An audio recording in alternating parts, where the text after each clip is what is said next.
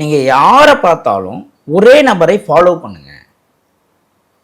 நீங்கள் உங்களுக்கு ஒரு ஜோதிடர், உங்களுக்கு ஒரு பழக்கம், எதுனாலும் ஒருத்தரையும் ஃபாலோ பண்ணீங்கன்னா அவங்க மைண்டில் நீங்கள் ரிஜிஸ்டர் ஆகுறீங்க. எந்த ஒரு விஷயம் அதெல்லாம் உங்கள் மைண்டில் அவர் ரிஜிஸ்டர் ஆகுது, உங்களை கைட் பண்ணி கொண்டு போக ஈஸியாக இருக்கும். அவங்களுக்கு வாக்குப்பளிதமும் உண்டு. நம்மளுடைய வாடிக்கையாளர்னும் போது அவங்க கொஞ்சம் முக்கியத்துவம் கொடுப்பாங்க. அதனால் நீங்கள் தயவு செய்து நீங்கள் மருத்துவம், அட்வொகேட்டு, ஜோதிடம் இதெல்லாம் ஒரே நபரை ஃபாலோ செய்வது உங்களுக்கு நல்லது. அது என்னுடைய அட்வைஸு. ரெண்டாவது, உங்கள் வீட்டு பக்கத்தில் இருக்கிறவங்க வயசான பெரியவங்க யாருன்னா இருந்தாங்கன்னா தொடர்ந்து அவங்கள ஃபாலோ பண்ணுங்க. புரியுதுங்களா? இப்போது 7-8 வருஷ காலகட்டத்திலே எங்களுக்கு இந்த அனுபவம்னா 50, 60, 70 வயசில் இருக்கிறவங்களுக்கு இன்னும் இதை விட பல ஆயிரம் மடங்கு அனுபவங்கள் இருக்கும். அவங்களுக்கு முதல்ல முக்கியத்துவம் கொடுங்க.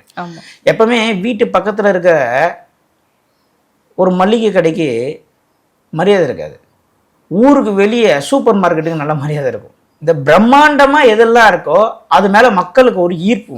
ஏன்னா இந்த உலகம் கலியுகம், மாயைக்கு தான் இங்கே பவர் ஜாஸ்தி.